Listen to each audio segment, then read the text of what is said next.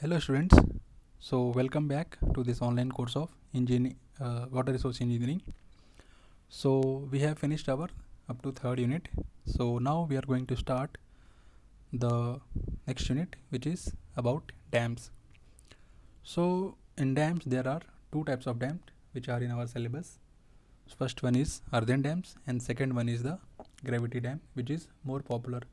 Earthen dam nowadays are obsolete and we are moving towards the this concrete earthen dam, concrete gravity dams. So let us just have a look about the earthen dam. This we are not going to deal in very detail, but the gravity dams which are in use nowadays we will be dealing in much more detail. So earthen dams or the earthen levees are the most ancient types of the embankments, as they can be built with the natural material. So in very early days, with the help of the locally available soil, or in general language we can say the earth, the material which is coming from the earth, which was soil. So with the minimum processing and primitive equipments. So there were, in earlier times there were not so much advanced equipments, so the people used to prefer these earthen dams because the earth, the soil is very much locally available and it was not requiring so much of the advanced equipments or advanced labor. So earthen dams are still cheaper as they can utilize a locally available material and less skilled labor is required for them. So these were the two advantage. First, the material is locally available, and second, less skilled labor is required. Now gravity dams and arch dams require sound rock foundation. So the foundation of this dam should be sound rock or very hard strata should be there. But earthen dams can be easily constructed on earth foundation. Okay. So for gravity dams, the first requirement is the foundation should be rock strata or very hard sound rock. But earthen dams, it was not a primary criteria, so it can be easily constructed on earthen or earth foundation. However, earth dams are more susceptible to failure as compared to rigid gravity dams or arch dam. So due to some problems, so that we will be seeing in coming slides, so these earthen dams are more prone to failure as compared to gravity dams. So gravity dams are having more stability against failure. Before the development of the subject of soil mechanics, these dams were being designed and constructed on the basis of experience, and no rational basis for their design was available. So the subject soil mechanics, before it has come into picture, so earthen dams were designed as per what? They were designed as per the experience of the person who was constructing the dam. So this is not a rational method. There should be some design criteria, some specification codified form. So this was required, and before the subject that has come in 1925, soil mechanics, which was developed by Terzaghi. So before that we were not having much knowledge about the behavior of soil when water is present into it. So on the basis of the previous experience or the person having some experience in the field of construction of dam, we were preferring to construct earthen dams. Now types of earthen dams. So earthen dams can be of following three types. First one is homogeneous embankment type. Okay. So first one is homogeneous embankment type. Homogeneous means the material which we are going to use is homogeneous, so only one material is present. Zoned embankment type, in this the dam is divided into some zones and the material used in those zones, let us say this is dam. So core can be of, this is the core of the dam, this is dam, this is water present here. So the core may be of clay or very less permeable soil, so that water cannot enter like this. So the piping failure can be prevented. So this type of dam is termed as zoned embankment type and diaphragm type. So some type of diaphragm is provided in this type of dam. Now let us see what are the causes of failure, how these earthen dams are going to be fail. Okay, so earthen dams are less rigid. First is they are less rigid,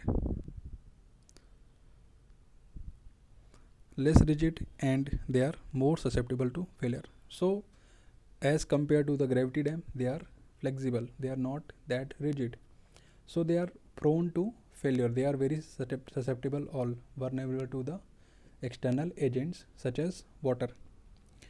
So every past failure of such a dam has contributed to increase in the knowledge of earth dam design. So if the structure has failed, so after the study we are not going to repeat that mistake. So every dam by dam we have gained the knowledge of construction of this earthen dam. Earthen dam may fail like other engineering structure due to improper design. If design is not proper, it is more prone to failure. Faulty constructions, if the during the construction we have used some faulty type of material, or we have used some kind of that fault has inculcated during the design or the construction, then it is prone to failure. And lack of maintenance, if we are not maintaining properly or time to time, timely maintenance is very much required for any type of structure, so this also will lead to the failure. Now the various causes leading to the failure of earthen dams can be grouped into hydraulic failure, structural failure, and the seepage failure. So these three types of failures are we have encountered these three types of failure, which are like all the failures we can characterize into these three types. Okay, so first one is hydraulic failure. Let us see what is hydraulic failure. As the name is suggesting, some kind of water is creating problem over here. Hydra means water, so the failure which are due to the water will be termed under this heading hydraulic failure.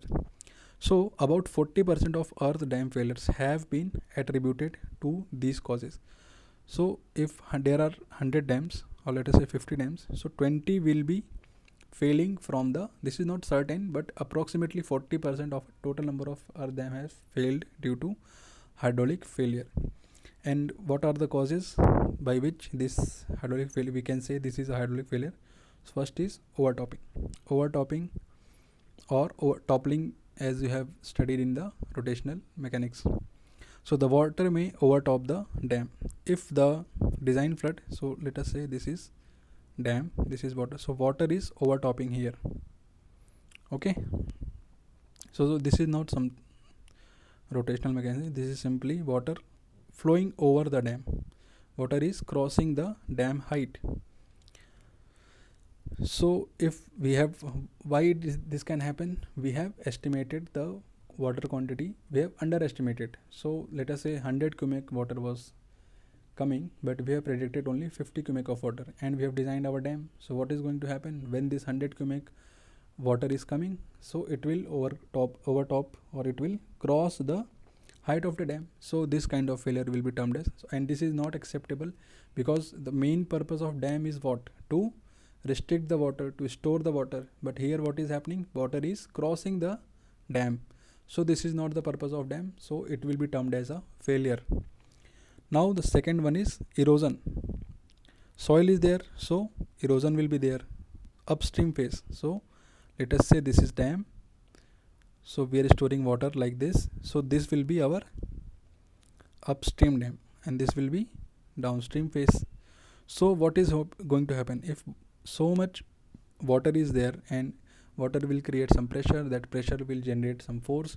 Due to this force, what is going to happen? This phase is going to erode. If this is within a limit, acceptable limit, then it is okay. But if it is crossing some limit, acceptable limit or design limit, then the structure will be termed as, that structure has failed.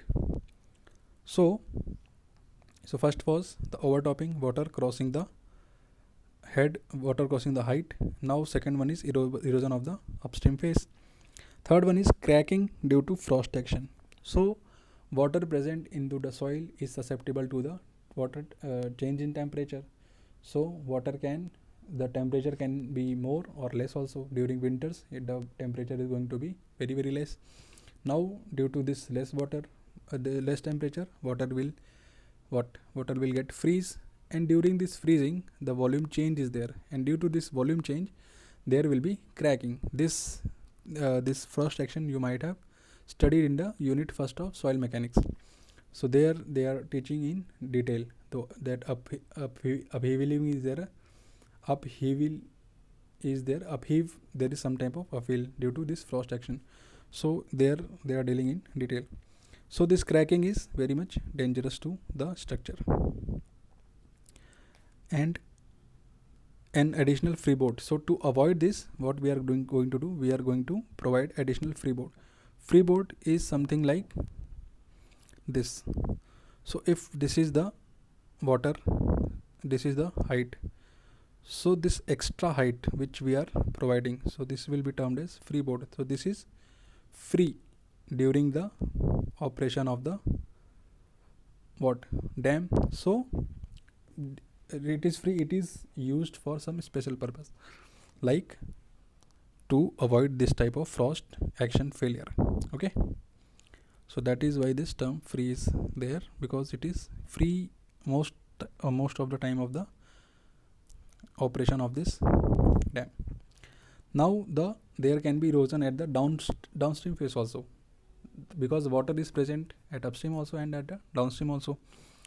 So heavy rains falling directly over the downstream face and the erosive action of the moving water may lead to the formation of gullies on the downstream face, ultimately leading to the dam failure. So as I have told, this can be done. The water can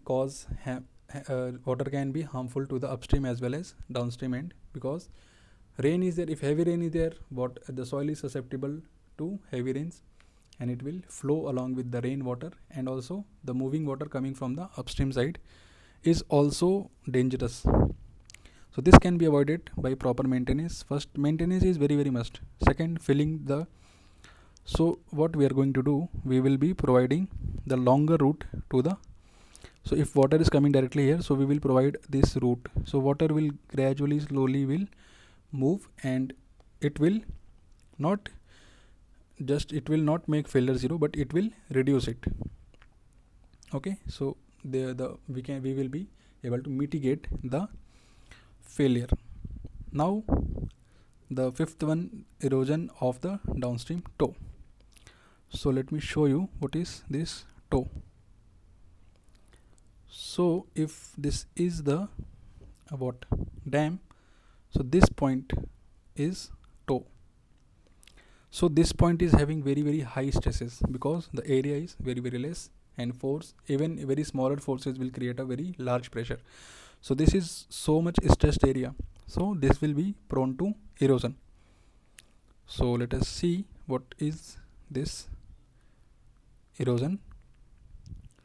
So the downstream toe of the earth may get eroded due to two reasons. First, the erosion due to cross current that may come from the spillway bucket, and the erosion due to tailwater. This erosion of the toe can be avoided by providing a downstream slope pitching or a riprap up to slight height. And side walls of the spillway, which are called diaphragm walls, must be of sufficient height and length to prevent the possibility of the cross flow. So we have to take care that no cross flowing is there, nothing like overtopping is not happening. Water should be, the speed of water, the velocity of water should be well within the limits. There should not be high flowing waters. So these things we have to take care. So this is all for today. In the next lecture we will be finishing this topic, earthen dam. Thank you.